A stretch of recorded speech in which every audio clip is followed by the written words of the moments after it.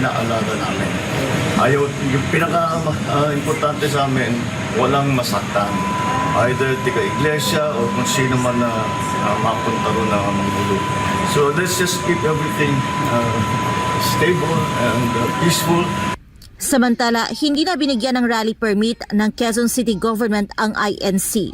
Gaganapin na ito simula ngayong Huwebes, Hulyo 2, sa Liwasang Bonifacio sa Maynila na mas malapit sa Malacanang.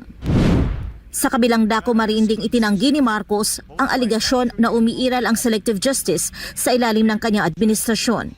Ayon sa Pangulo, opinyon lamang ng mga nagbibintang ang naturang pahayag at naniniwala siyang mali ang kanilang pananaw.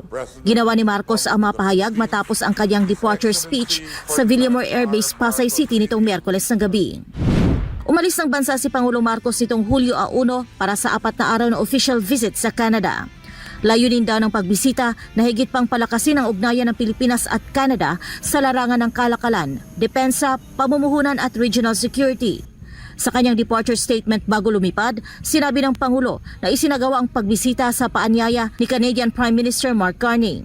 Ayon kay Marcos, nakikita ng pamahalaan ang unprecedented momentum sa patuloy na paglalim ng relasyon ng Pilipinas at Canada, partikular sa agrikultura, economic development, defense and security, at people-to-people exchanges. Binigyang diin din ng Pangulo ang patuloy na suporta ng Canada sa paninindigan ng Pilipinas sa usapin ng West Philippine Sea.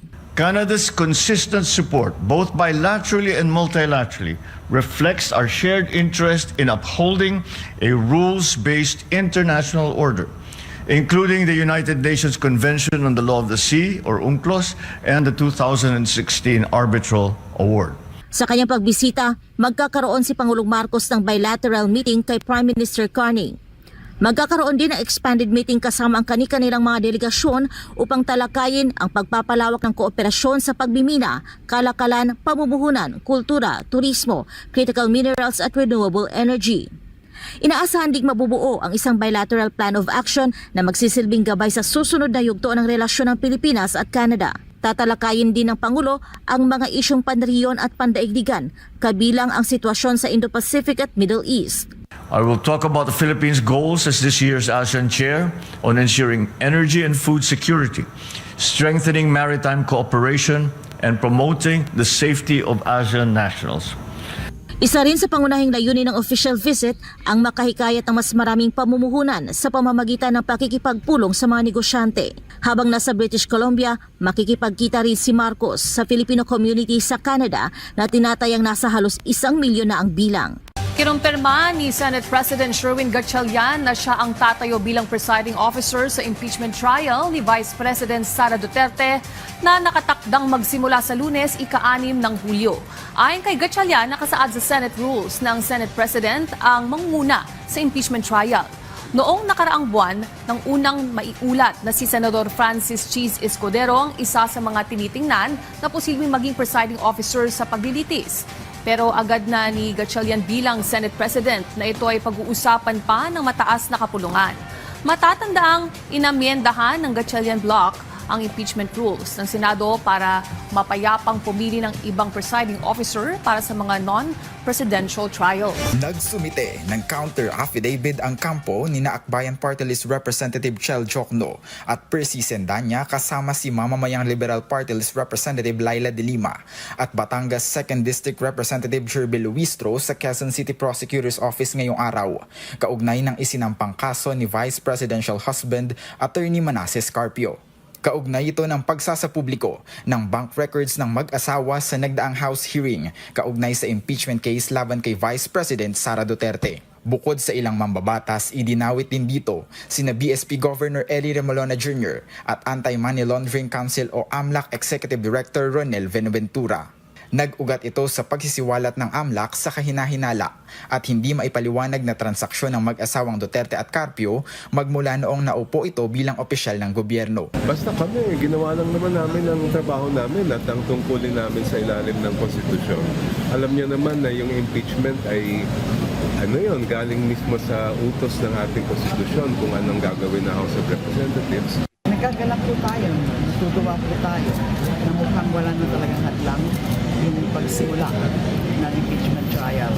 Dagdag pa ng kongresista, abala rin sila 10 ng iba pang public prosecutor sa mga panghuling paghahanda. Hinihikayat din ni Representative Sendanya ang publiko na maging mapagmatyag sa paparating na pagdinig sa Lunes. Napakahalaga na itong darating na Lunes talaga tumutok ang taong bayan kasi hindi lamang si Sara Duterte ang nililitis ito, nililitis din ang Senado bilang institusyon dahil titingnan kung sila ba ay susunod sa ebidensya batay sa kanilang desisyon. Ang pagharapaan nila ngayong araw ay pagpapakita ng kumpiyansa na wala silang nilabag sa batas. Ang inilantad na records aniya ang nagpapatunay sa pahayag ng bise ukol sa kanilang payak na pamumuhay. Muling binigyang diin ni Pangulong Ferdinand R. Marcos Jr. na marami pang gagawin ng pamahalaan sa harap ng pag-angat ng bansa sa upper middle income status.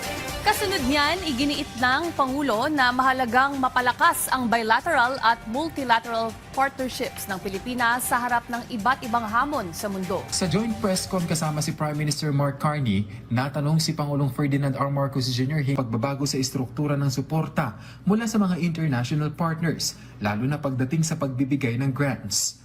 Pero giit niya, Now that changes the rules a little bit for us because we have to become less dependent on just straight out the foreign grants, for example.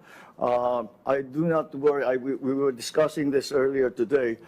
And I don't think that it will lead to an increase in interest rates for loans, for example, but we do believe the effect will be on the grants that are given. nangangahulugan lamang din anya ito na nakita na ng World Bank ang kakayahan ng Pilipinas na hindi na nakadepende ang bansa sa mga grant mula sa ibang bansa. Samantala, ipinunto rin ng Pangulo ang kahalagahan ng pagpapalakas ng bilateral at multilateral partnership sa gitna ng patuloy na pagbabago sa geopolitical landscape. Ayon sa Pangulo, nagkakaisa ang Pilipinas at Canada sa paninindigan na dapat pang palakasin ang kooperasyon ng mga bansang naninindigan sa international law at sa isang rules-based international order. Bagamat mahirap anyang matiyak kung sapat ang kasalukuyang mga kasunduan upang matugunan ng mga hamon sa hinaharap, mahalagang magkaroon anya ng matibay na ugnayan at aktibong komunikasyon sa mga partner countries upang sama-samang mapanatili ang katatagan at kapayapaan.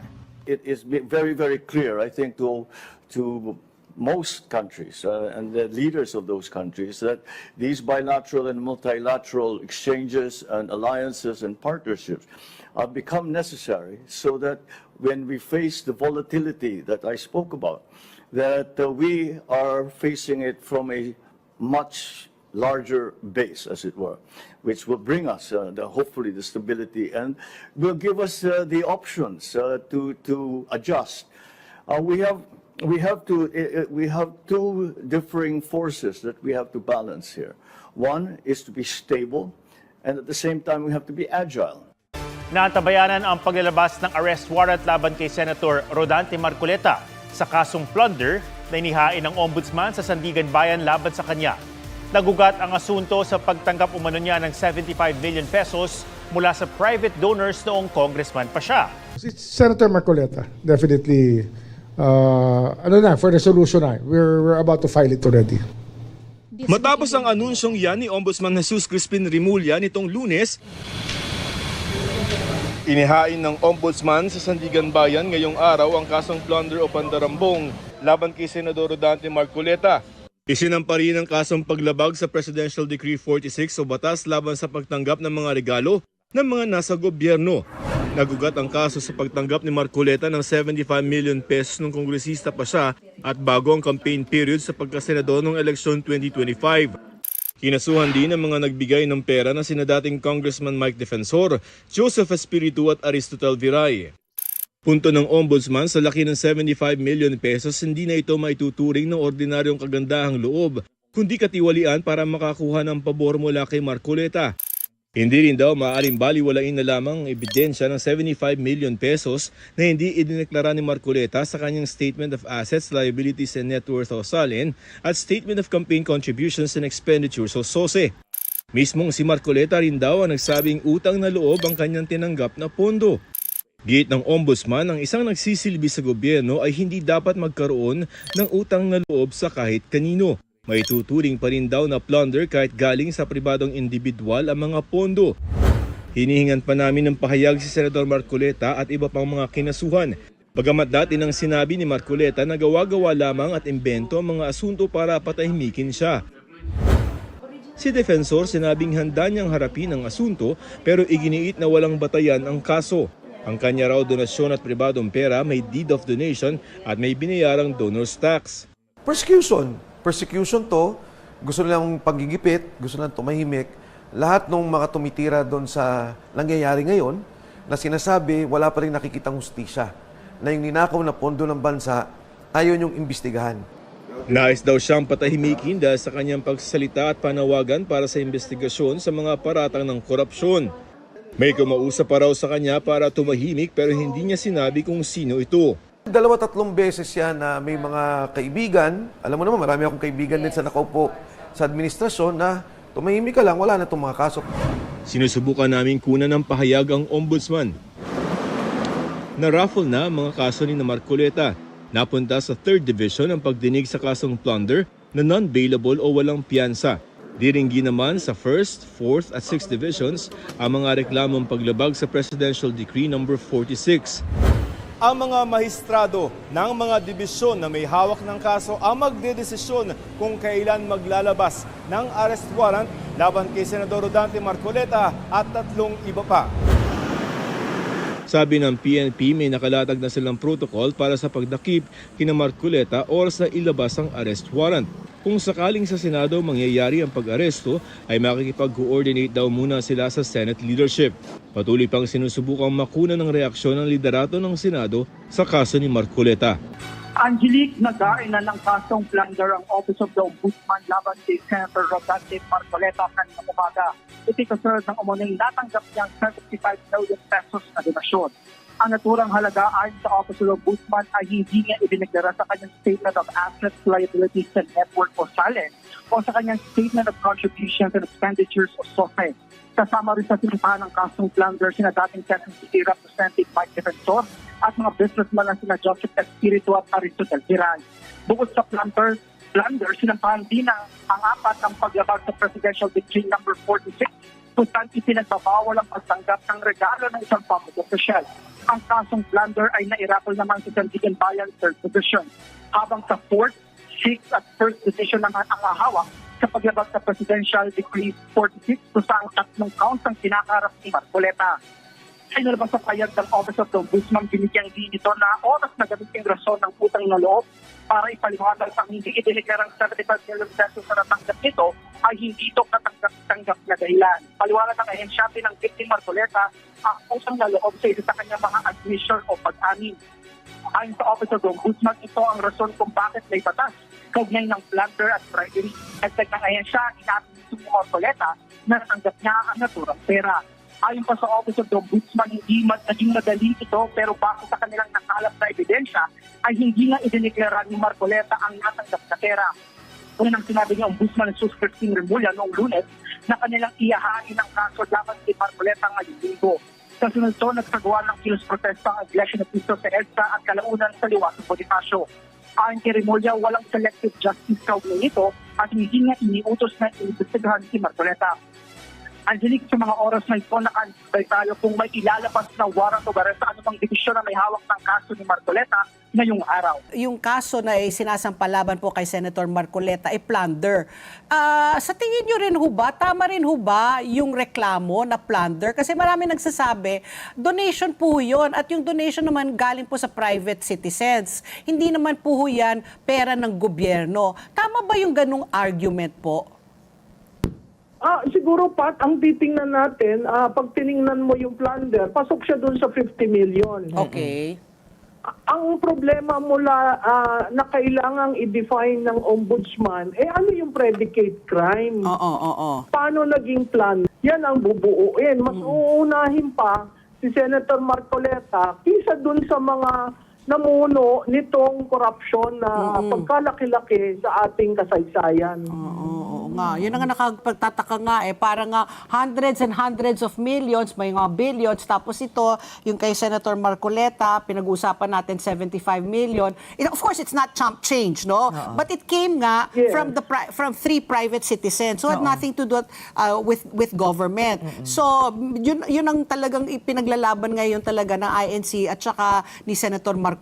Bakit ako, selective justice nga is an injustice pa rin, is a form of, okay, Ricky. Ma'am, so So based on that po, kung ang batayan po ay ang pagtanggap po ng campaign funds and campaign donations, hindi po ba dapat silipin na rin lahat ng government officials na tumanggap din po ng campaign donations? Bakit po parang nasi-single out po itong si Senator Marcoleta? Tama yan, Ricky, no? May mga nagbigay ng campaign donation na ngayon nasa posisyon. Yun, may predicate crime yun. Oo. Di ba? Nagbigay ka ng tulong in the hope na makaland ka. Yeah. So, agree ako doon sa iyong panukala na dapat buksan na lahat siya ang campaign donation at kung kailangang ayusin, kung pa naman yan dapat ayusin, ay makita ng lahat para magbago yung paraan ng campaign donation. Siyempre, una dyan, ang pagsasampa ng kasong plunder ng ombudsman laban kay Senator Marcoleta at iba pa kasama dyan, si dating congressman at kasamahan natin sa opposition movement na si dating congressman Mike Defensor at may dalawa pang negosyante. At kahapon, naraffle na po ito sa Sandigan Bayan, iba't ibang mga division. At kapag naraffle na ang isang kaso, we expect na maglalabas ng arrest order ang Sandigan Bayan. At nakakabahala sapagkat non-bailable din po ito. Mga kababayan, ang kaso na isinampa laban kay Senator Marcoleta, kay former Congressman Mike Defensor, at doon sa dalawa pang mga negosyante na di umano ay nag-donate ng around 75 million pesos ang total di umano for campaign fund ni Senator Marcoleta nang tumakbo siya sa pagkasenador noong 2025. Ano ba ang konteksto nito? Ano ba ang epekto nito matapos ang 3 araw na mga kilos protesta na isinagawa ng Iglesia ni Cristo at ng mga iba pang sektor na sumama. 2 araw doon sa EDSA. Ang unang araw talagang halos na paralyze ang northbound side ng EDSA. Mga 90% ng kalsada na saraduhan at kaya po hindi halos nagagamit ang north side nung unang araw ng pagdagsa ng mga kapatiran ng Iglesia ni Cristo. That was June 30. And then on the second day, ganon din na nabuksan na, pero madami pa ding tao. Maraming tao ang nag-attend. And ganon din po doon sa Liwasang Bonifacio, na ultimately ay tinapos na nila ang kanilang mga pagkilos protesta. Ang panawagan noon ng Iglesia ni Cristo ay ganon din po ang sentimiento ng mga taong bayan. Bakit gumagamit ng selective justice itong gobyerno ni Marcos at ginagamit ang ombudsman parang personal attack dog ni Marcos ang kinalalabasan ngayon ng ombudsman na si Boying Rimulya, sapagkat ang tinatarget lang niya ay yung mga nasa oposisyon, kagaya ng ginawa niya laban kay Senator Jinggoy Estrada na alam natin po hindi nagpaareglo at nanindigan ng matapang kaya nakulong sa kasong plunder din. Ganon din ang ginawa nila Boying Rimulya at nila Marcos laban kay Chis Escudero at kay Joel Villanueva. Pero itong dalawang duwag at walang paninindigan ng mga senador lumipat at tumalikod sa independent majority at naging bahagi na ng kulto ng 13 Judas ng mga senador na sunod-sunuran at kontrolado ni Marcos, mga kababayan. Tinatawag nga sila ng mga Marcos senators or mga Senado ng Malacanang. So ang pressure laban kay Senator Jinggoy Estrada na pinanindigan at nilabanan niya kaya siya nakulong, at yung pressure na yun galing sa pananakot ng kasong plunder na hindi ka makakapagpiyansa galing naman kay Boying Rimulya, also sa utos ni Marcos, nag-cave in, at hindi po nagpatuloy na manindigan itong si Chis Escudero at si Joel Villanueva for their own comfort and convenience. Alam na natin yon. Kaya hindi tinuloy ang kaso laban sa kanila. Mas naunang silang na-identify. Ngayon, ganon din po ngayon ang pressure na ito na ginagamit laban kay Senator Marcoleta. At sa kadahilanan yan, lumaban at nanindigan si Senator Marcoleta. At sumama ang kapatiran ng Iglesia ni Cristo. At sa kadahilanan din po na yan, ay nagkaroon ng komprontasi.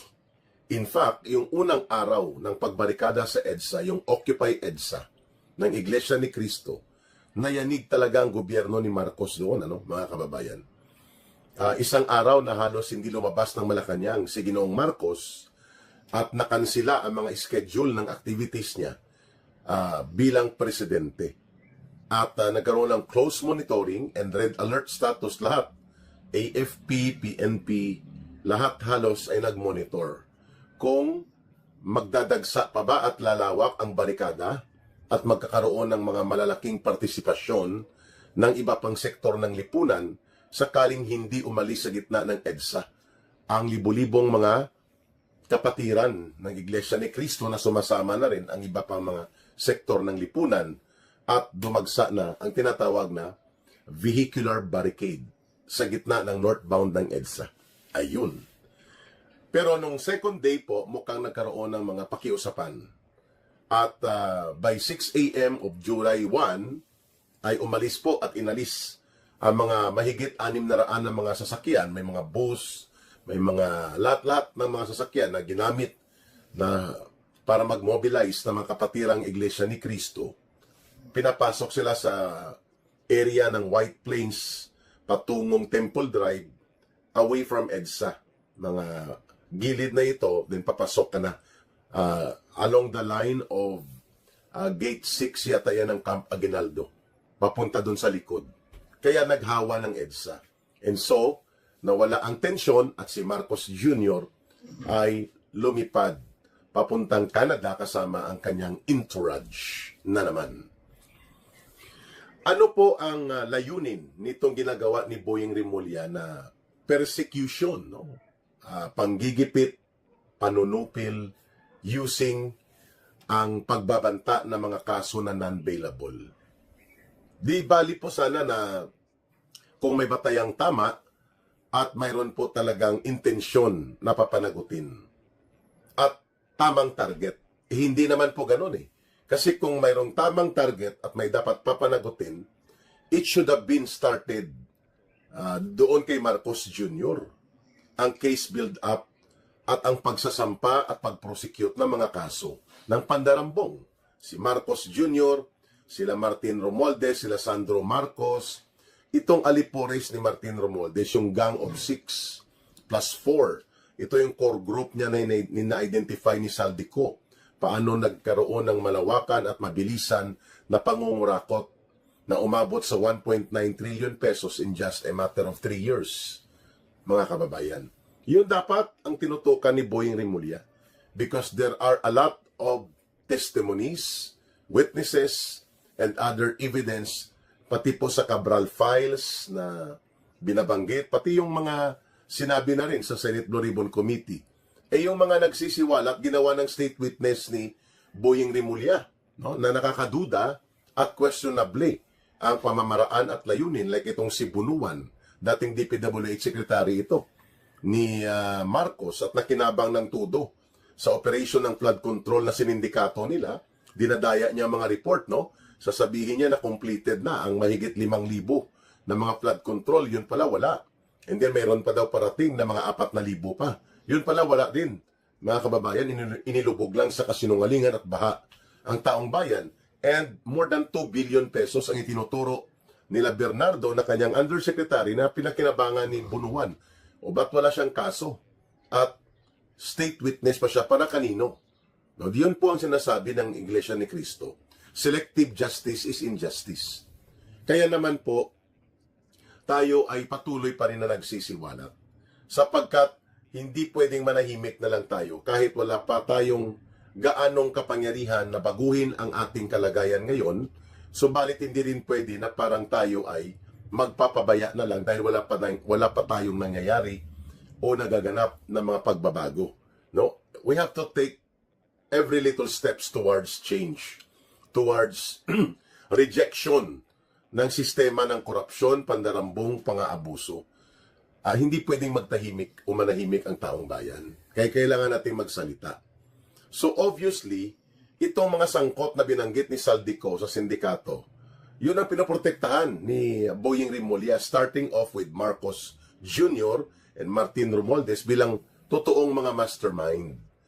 At pati ang mga nasa paligid nito na nakinabang ng tudo-tudo, yung binanggit nga dyan ni Manong Chavit Singson at ng iba pang witnesses, si Sandro Marcos, alone in 2025, I think mga 13 billion pesos ang kanyang insertions at hindi makita saan ito napunta. At karamihan dyan, itinago lang sa flood control kunwari. Iba pa, sibuhan itong ginagawa ng ombudsman. Pero hindi yan gagawin lang basta ni Boying Rimulya on his own volition. Yan ay pinag-uutos, pinagpaplanuhan nila at pinag-uutos sa kanya yan.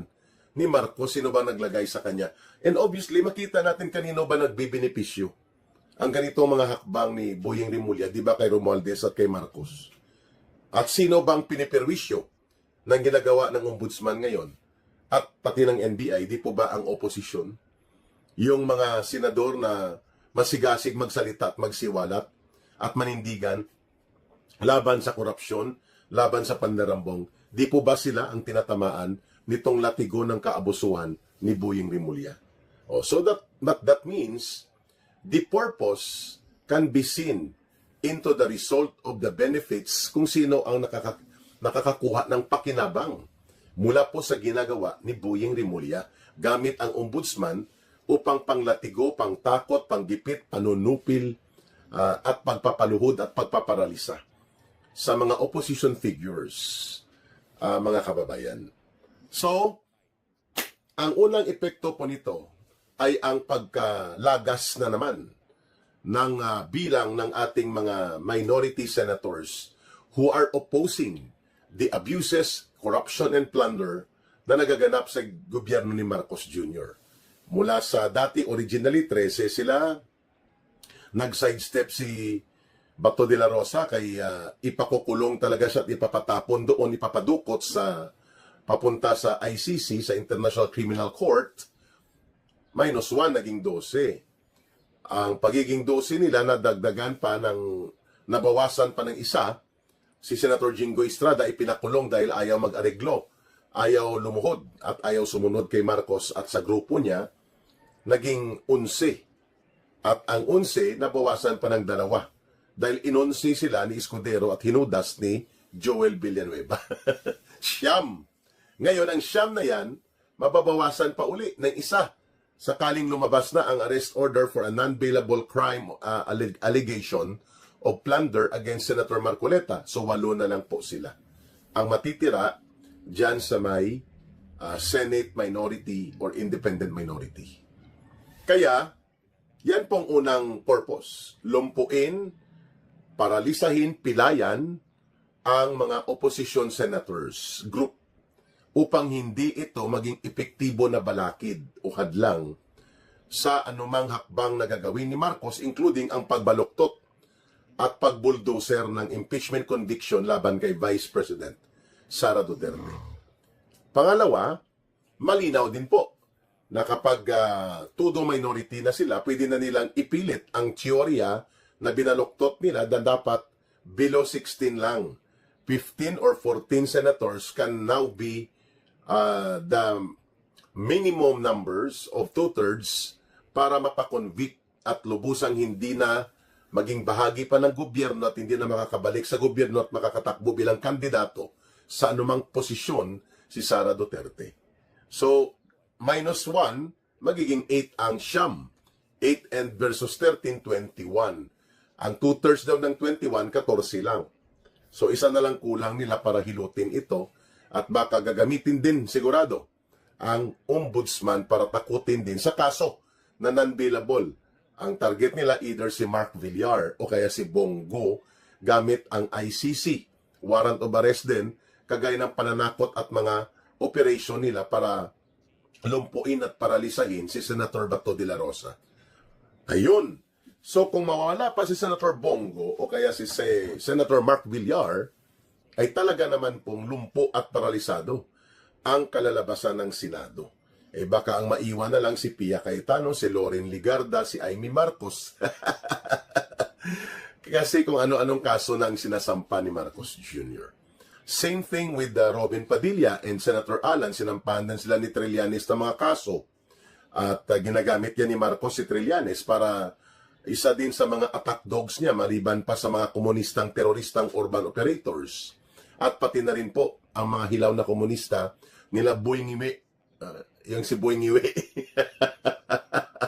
Na grupo naman ni Risa Hontivirus. So, ano na lang po ang patutunguhan nito kung ang ating mga opposition figures and personalities ay unti-unting nalalagas at nawawala, hindi makapagsalita dahil ikinukulong sa mga kaso na hindi ka makapagpiyansa. Yan po ay isang napakalubha na gawaing masama ng isang masamang gobyerno. The way we are looking at now, yan po ay kaparehong-kapareho sa panahon ng diktadura nang idineklara ang martial law noong 1972 ng tatay niya. Nilumpo at pinaralisa ni Marcos Sr. ang lahat ng mga opposition figures during that time, mga kababayan. Pangalawa, ang epekto po nito, magkakaroon ng takot ang opposition movement. Hindi lamang ang mga senador na nag-o-opposition. Ibig sabihin po, the broader movement of those who are in the opposition ay magkakaroon at makakaramdam po ng psychological na pagkabahala. Kung senador nga at maingay pa at kapatiran ng Iglesia ni Cristo pa, ay kayang ipakulong at hindi makapagpiyansa, ano pa kaya ang ordinaryong mga mamamayan na sumasama at sumusuporta sa oposisyon. Ganyan po ang psychological impact nito ng pananakot at ng mga pambabalahura ng ombudsman sa pagkakaroon ngayon ng panibagong pagsasampa ng kasong plunder laban kay Senator Marcoleta na walang sinasanto, walang sasantuhin sa oposisyon.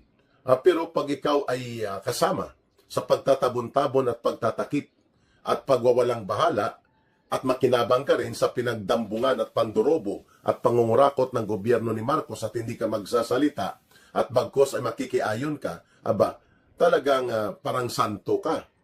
Tiba-tiba ka, no? Bibong-bibo ka. Kagaya ng ginawa kay Escudero at kay Villanueva, hindi sila nakulong. Pero ang kakapal naman ng mukha nila, nakulong sila sa konsyensya nila. No? Pero hindi man yan nakakakulong sa pisikal ang konsyensya, di sa pag-iisip nila, alam nilang mali ang ginawa nila. At mali ang ginagawa din sa mga kapwa nila senador. Pero tahimik at walang bayag ang mga tarantadong ito. Nakakahiya ang Senado. Lalo na ang mga hudas na kulto ni Marcos.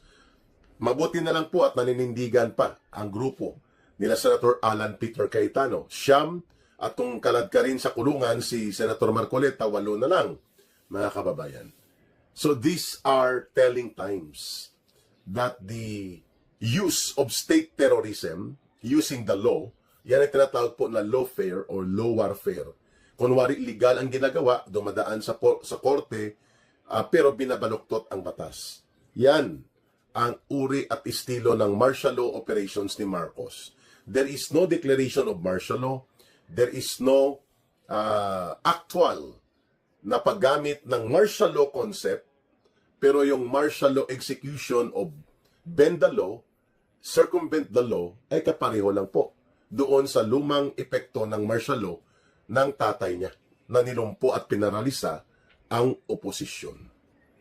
At ito naman po ang ating nakikita, bagamat hindi na kumpleto into a people power movement ang ginawang 3 araw na pagkilos ng kapatirang Iglesia ni Cristo, hindi rin po natin mapasusubalian na nakaabot ito ng mensahe sa malawak na hanay ng mamamayan na pwede pala magbarikada, pwede pala kayang gawin muli ang people power. Nakita natin on June 30 on the first day na yanig at nanginig si Marcos at ang kanya mga instrumento sa gobyerno na bulaga sila ng napakalaki na Lunes ay impeachment trial na.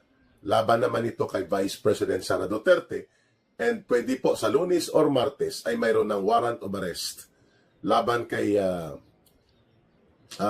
Senador Marcoleta at ganon din kay former Congressman Mike Defensor at posible po na may mga kaganapan, may mga pagkilos protesta at mayroon din pong epekto ito sa iba pang mga senador na mga maninindigan at naninindigan pa laban sa kaabusuhan at kabulastugan, katarantaduhang nagaganap sa ilalim po ng gobyerno nila Marcos at Romualdez.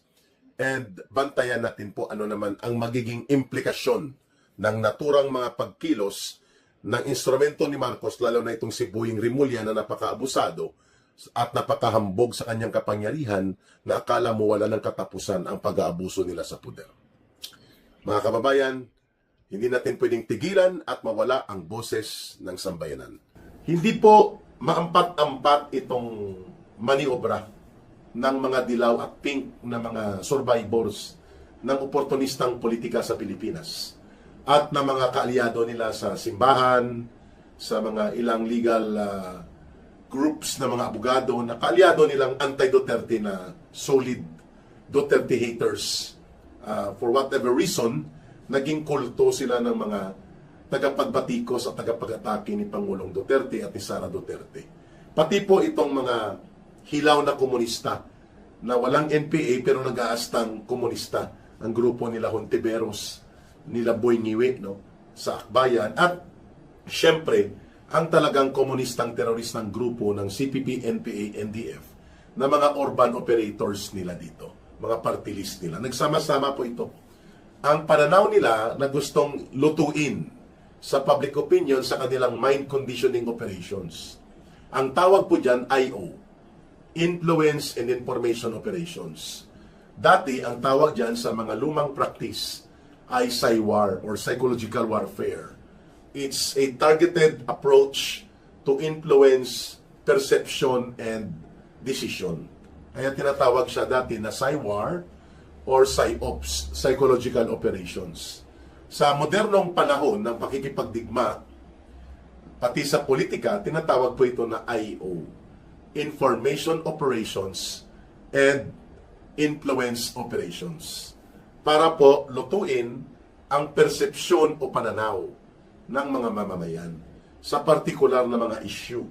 Isa sa pinag-uusapan at ginagamit nila ngayon sa IO or psychological operations nila ay ang pagsasabi na dahil wala si Senator Bato de la Rosa physically at hindi rin makakadalo si Senator Jinggoy Estrada maliban kung papayagan ng korte sa Sandigan Bayan, 22 lang dapat daw ang computation ng pagkuha sa 2/3. We're talking about the impeachment number of conviction threshold, yung pinakamababa na nire-require ng saligang batas na malinaw ang nakasaad doon sa ating 1987 Constitution, that the impeachable official, in order to be convicted and removed by way of impeachment at the impeachment Senate Impeachment Court, kailangan po 2/3 of all the senators ang magbibigay ng conviction vote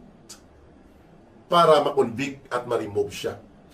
So, kung 2/3 ang binagbabatayan at ang nakalagay of all the senators or of all members of the Senate, wala po tayong nakikita na may bakante ngayon sa Senado. Kahit temporaryong nakakulong si Senator Jinggoy Estrada at temporaryong nagtatago si Senator Bato de la Rosa dahil sa pangbabaloktot sa ICC arrest order na to na ginagamit ni Marcos upang ipadukot at ipatapon sa abroad si Senator Bato de la Rosa sa ICC Detention Center. Even with this kind of situation na kinalalagyan ngayon nila Senator Estrada, Jinggoy, and Senator Bato de la Rosa, there is no declaration of vacancy of their position. Meaning, senador pa rin sila. Tama. Hindi lang sila makakaboto, pero senador sila, kaya nakalagay sa saligang batas of all the senators or of all the members of the Senate. Until na mabakante po ang posisyon nila, like may namatay, wag naman sana namatay sa kanila, hindi bakante na. Death, paano pa yan pupunta ng Senado at maging senador, patay na. Resignation, which is voluntary, hindi nag-resign na, paano pa maging senador, ayaw na niya. At number 3, ma-expel. At wala namang na-expel o pinatalsik kagaya kay ginawa nila Marcos at Romualdez kay Congressman Kiko Barsaga sa House of Representatives, no, pinagbutuan nila. So, death, resignation, expulsion. Ang pang-apat, kung nag-assume ng cabinet position sa executive branch, so i-relinquish mo yun, hindi pwede dual. Senador ka na, at the same time cabinet secretary, kaya hindi pwede yun. Yan lang po ang mga instances na magkakaroon ng explicit and clear vacancy of office. Right now, wala po ang apat na ito. Yung death, resignation, expulsion by the 2/3 votes of all senators, at yung paglipat sa executive department o nagpa-appoint ka, abogado ka, nagpa-appoint ka bilang justice sa Korte Suprema. Pwede rin po yun. Malilipat ka. So you can no longer assume two different and separate positions all at the same time on the separate branches of the government. Yan po. Walang ganong situation. Pero itong mga kolokoy na dilaw, pink zombies, yung mga hilaw na komunista, yung evil society ng grupong katolikong simbahan ng CBCP, Catholic Bishops Conference of the Philippines, mga abogado nilang tagapagsalita, pati itong kolokoy na si Justice Carpio, ang interpretation nila dapat kung sino lang daw ang makapagboto according to the actual circumstance, ay yun lang dapat ang i-compute mo. So kung 22 ang kanilang computation at iniitsapwera nila sa computation, sa interpretation nilang grupo na to, na wala na yung dalawa dahil hindi sila physically makakadalo sa deliberation, sa proseso at botohan sa Senate Impeachment Court, di 2/3 of 22, 14. So may 13 sila ngayon, isa na lang ang kanilang iba-blackmail at ang kanilang pipilit-pitin at lulupigin na lumipat. Yun ang formula nila. Pero hindi mo na kailangan kasi ng Korte Suprema na interpretation sana kung malinaw ang nakasaad sa saligang batas. Ano ba nakasaad sa 1987 Constitution? The highest law so far ng ating bansa sa kasalukuyan is the 1987 Constitution. Lahat ng batas at umiiral na batas dapat sumasang-ayon, naaayon at nakapasok sa framework, sa guidance and guidelines ng 1987 Constitution. Ang nakalagay po doon sa artikulo patungkol sa Senado at impeachment, that the conviction of an impeachable official at the Senate Impeachment Court must require at least a minimum of 2/3 of all the senators. Si Senator Bato de la Rosa ba? Senador hindi. Senador pa rin unless there will be 4 instances. Resignation, death, expulsion, or talagang siya ay lumipat na on a separate branch, relinquishing his Senate position. So, senador pa rin siya kahit nagtatago sa temporaryo. Yes. Si Senador Jinggoy Estrada ba senador pa rin? Until sa term nila sa 2028. Yes. Si Jinggoy yata 2028. Si Senator Turn an ordinary photo into an exciting World Cup short film. Make cheering videos for the World Cup effortlessly with Edimaker. Pick a template. Swap your photo. Follow the image sequence strictly. Generate the video. Come cheer for the World Cup with Edimaker together. Pat na circumstances na sila ay hindi na pwedeng bilangin bilang senador. Ang nakalagay sa saligang batas, very elementary po. Ang interpretation noon, you don't need a Supreme Court to rule about that.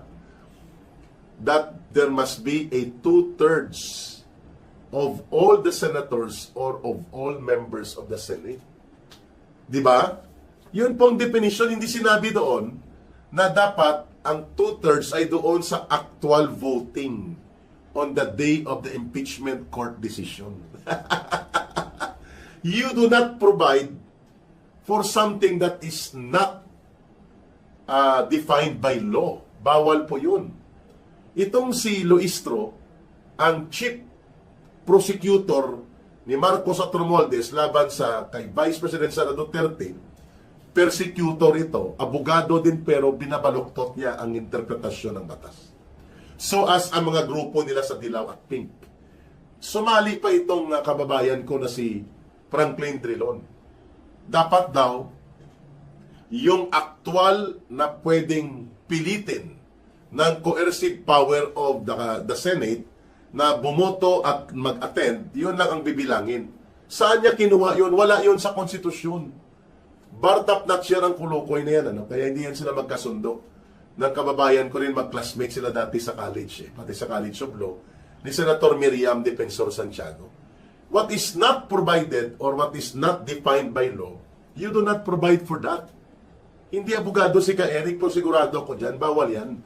Kung hindi nakasaad sa batas, bakit ka maglalagay niyan? Ang nakalagay lang sa saligang batas, the highest law of the land, is 2/3 at least of all the senators or of all members of the Senate. Si Senator Bato de la Rosa is member of the Senate until 2031. Senador po siya. Si Senator Jingo Estrada is member of the Senate until 2028. Senador pa rin siya. So sino ang nagdeklara na hindi sila pwede bilangin as doon sa dinidefine na 2/3? So itong si Luistro, ito po ay itinuturo ng maraming testigo na hari o reyna ng Maleta Group. Alam nyo na pag na Maleta, di ba?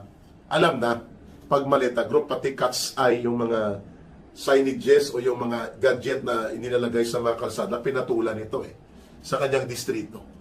Marami itong bagahe. At yun nga, pag sinabing na Maleta ka, alam na ikaw ay bahagi doon sa nakinabang o naging pagpapatupad. Ito yung, dahil kay speaker may akap, dahil kay speaker may AX tarantado.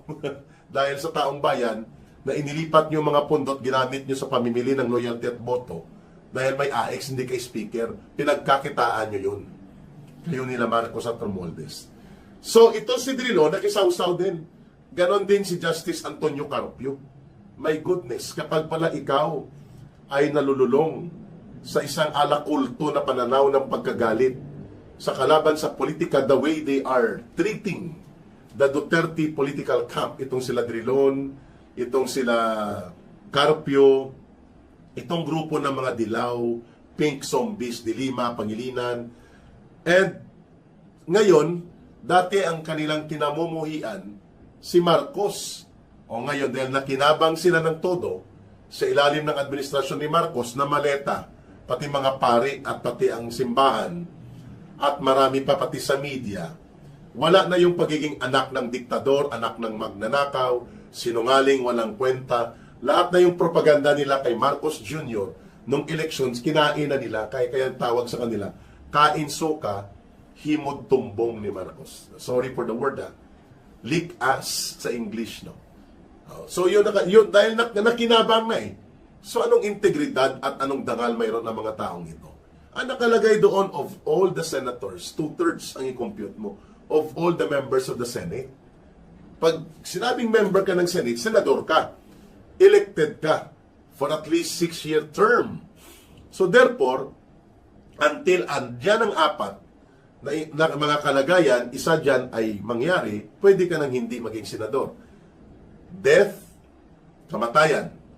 Resignation, voluntary yan. Expulsion, dapat nagbutuhan sila, expelled na yan si Bato, expelled na yan si Jinggoy, wala man.